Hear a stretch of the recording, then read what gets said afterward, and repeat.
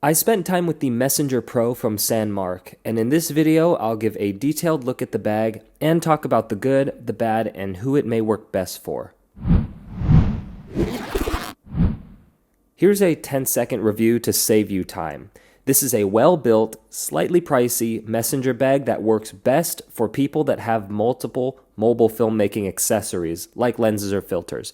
If you guys didn't know, I film everything for this channel on my iPhone, and Sandmarc specializes in mobile filmmaking stuff. So here's some stats. 15 liters is an average size for a messenger bag that can fit a 16-inch laptop, but 2.7 pounds is on the heavier side because of all that padding to protect the lenses. Starting with the exterior, it had a great build quality and materials, but I didn't personally love the look. The material is a mix of 840D ballistic nylon with a coated waterproof material on the bottom. And there's AquaGuard YKK zippers everywhere except for the one on the front, which has a rain cover instead.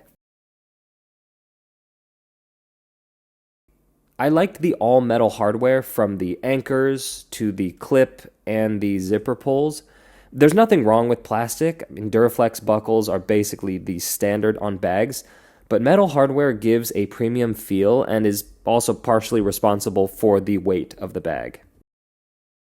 What I personally didn't care for was the shape. It's really boxy, and with the waterproof section at the bottom, it kind of reminded me of like an ice chest.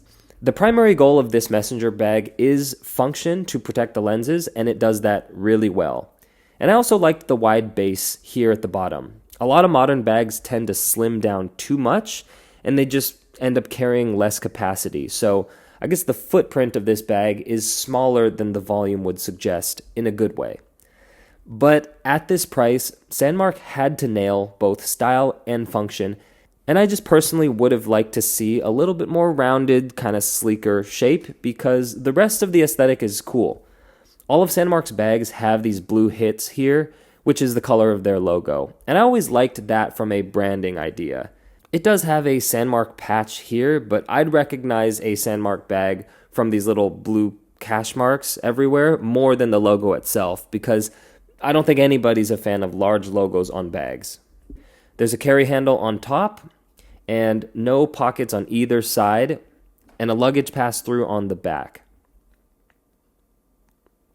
Jumping inside the bag, here will probably decide your purchase decision.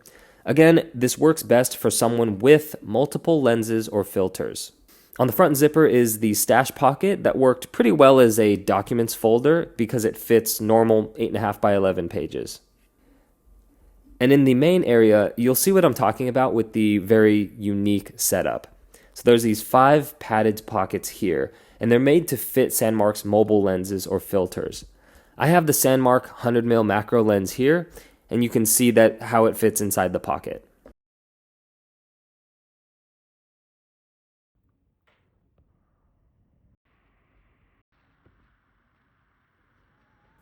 For what these pockets were made for, they do a really good job. They're protected on all 4 sides. So they're suspended off the bottom, they're away from the top with this little gap, and they're padded against the front panel and against the back panel with just a ton of padding layers. These lens pockets were cool, and I like that the zipper only goes halfway down, so I could almost walk around with it open just to kind of quickly access some lenses or things without them risking falling out. But unfortunately, these pockets do not fit standard mirrorless camera lenses. They're too small, so this isn't a general filmmaking bag, which was kind of a bummer. And there's just a bunch of zip pockets, so 2 on the top and this whole zip panel on the back, which I'm not sure what it was for. It's really flat. And there's slip pockets, probably sized for filters as well, and this little pocket for 3 SD cards.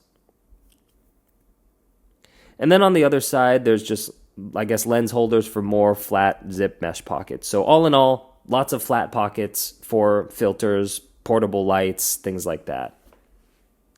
I was also able to fit a small tripod or gimbal or drone on the bottom, and that's where I appreciate the width of the bag. Even in the work briefs that I use, my complaint is that this bottom part is always too narrow. But one sacrifice of these 5 pockets is maybe a little bit of wasted space on the top.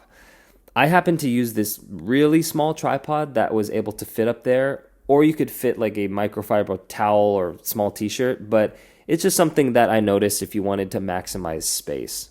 So clearly this area is committed to carrying phone lenses, but in case you only have a few lenses, these pockets do, I guess, crush pretty flat, so you can use the space for more general items.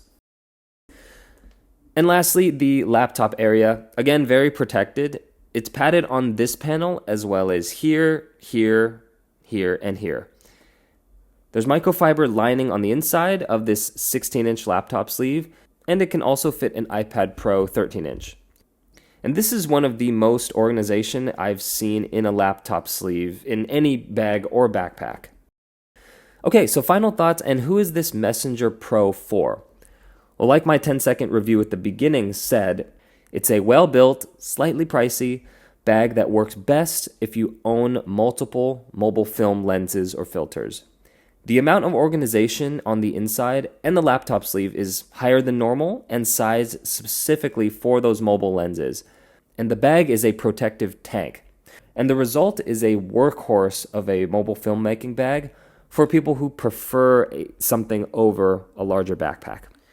Anyways, comment below if you want a response and subscribe for new videos on Sundays. Thanks.